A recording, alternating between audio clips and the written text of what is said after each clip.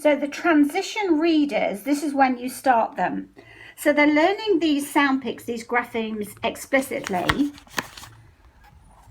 Here are the skills they're learning, skills and concepts, just in the green code level. And we're using green code level readers so that they're actually practicing blending using real books. And you can see where you can get various ones that we've looked through all of the books to check the graphemes, so there's no surprises. When we come to the purple code level, we've got new concepts like speech sounds can be represented by more than one sound pic, more than one grapheme, and be similar, etc, etc. So all our skills and concepts, sorry, that was just when I linked it in with the ICRWY for Australian teachers. So the children are now reading purple code level readers, which you can see that we've organised them. So whether you've got pocket rockets, whether you've got dandelion readers, what have you, this shows when you're reading them. But when you get to sort of here, round about the end of the purple code level, so all of these books, these different books that you can use, so we've gone through all of the books to see the graphemes. We know that the children on the purple code level know those graphemes, so we're making sure the books only have those graphemes. But when the children get to round about the end of the purple code level, see how many books they can use just with those graphemes, just with those graphemes, just with those graphemes. So when they get to the end of the purple code level, round about the end of the purple code level, and you see because of how confidently the children are reading these books here, their purple code level readers, that's when we start these transition readers. So just this set of 12. And that's because the children are going to see books that might have, going to see these books that will have graphemes in them that children haven't seen yet, but it's fine for the children because they can see the speech sound pictographs, the speech sound monsters. So there are going to be a lot of them that they can read on their own, or ed red, because of course they're purple code level graphemes. But when they come to ones that they haven't, like supposing it was the ow or the SE in house, house, they can follow the monster sounds to say the word, so they can still go house, even though these are graphemes outside of their code level. But the reason that we're using these books, or oof, roof, they can follow the monster sounds, oof, roof. Okay, that's roof. But the reason we're doing this because I want them to use predictable text, repetitive text, so they understand that sort of format, and they're not just limited to the graphemes de or door, a red hat.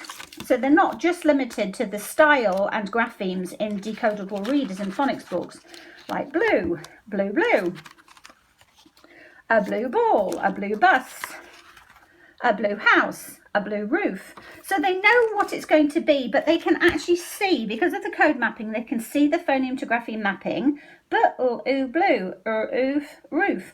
They can see the representations, they're just alternative to phonetic symbols. It's like having phonetic symbols there.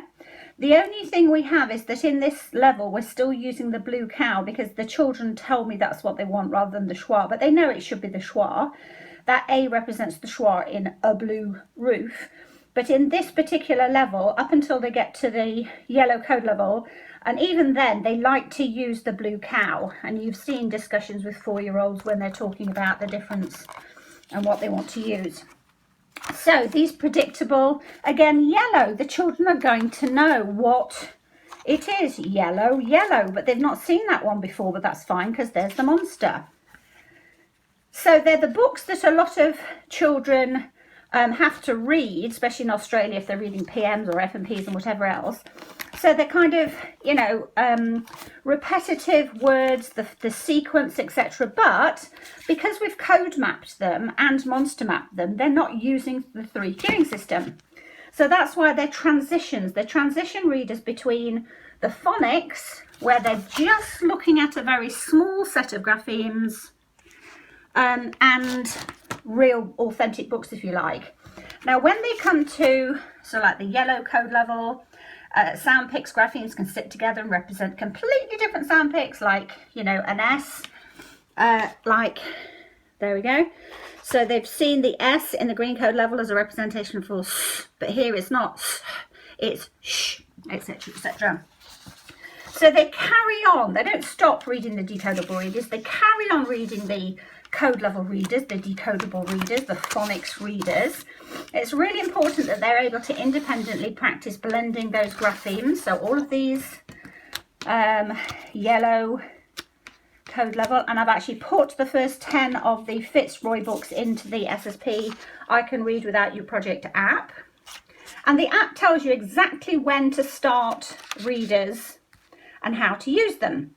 So when they're at the yellow code level, you'll see in the app when they start using these readers. So we've already seen Roger Red Hat, and we've looked at the mapping, Roger. So like there, that's the representation for the J sound, which they look at in the purple code level. So whilst they're looking at the skills and concepts in the phonics, they're also able to explore real text, if you like, and actually start these lovely readers. So Roger Red Hat.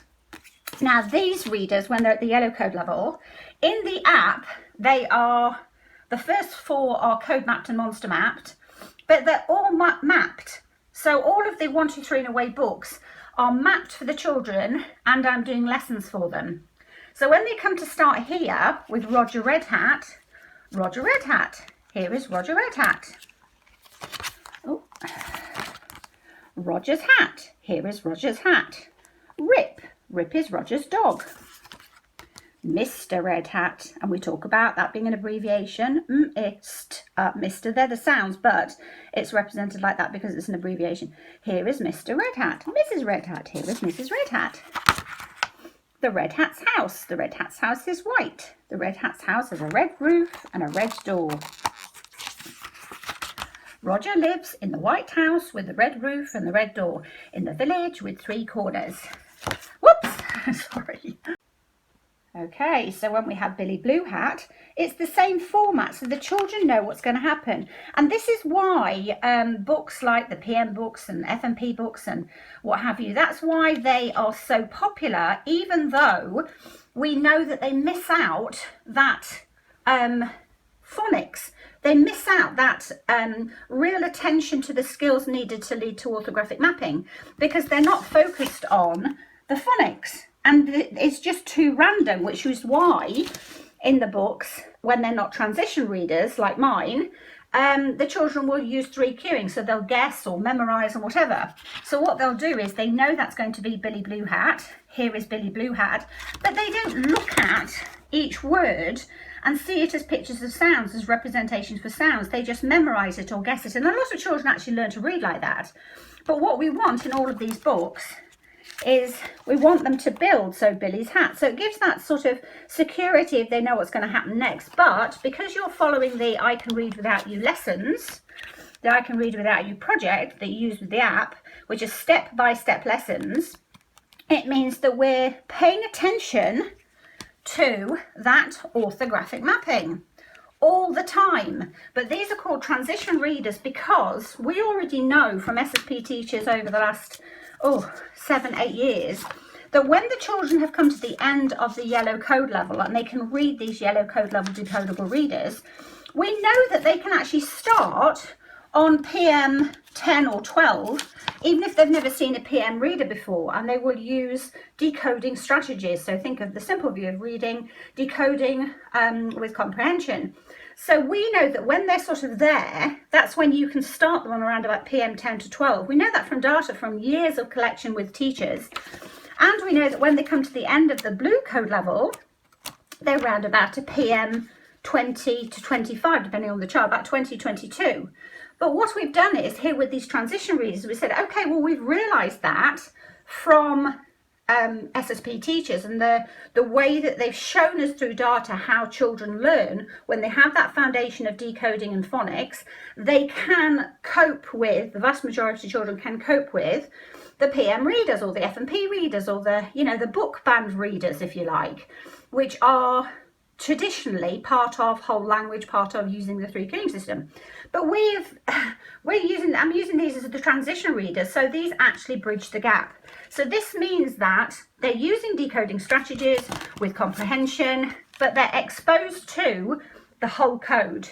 You know, here we know in phonics, these are the graphemes that will be tested in the letters and sounds, in the letters and sounds program, but these are the graphemes that are tested in the UK phonics screening check, but that's only about 100 or so, and we know that this whole code, there are 300 and 400 or so. So when do the children learn the rest? Well, this is how. So they'll learn, for example, that an ER, the ER here in this phonics might represent but here it represents the schwa. We don't say Roger, do we? We say Roger, Roger. So we're exposing children to the whole code systematically, but in a scaffolded way, and a way that we know aligns with how the children are learning.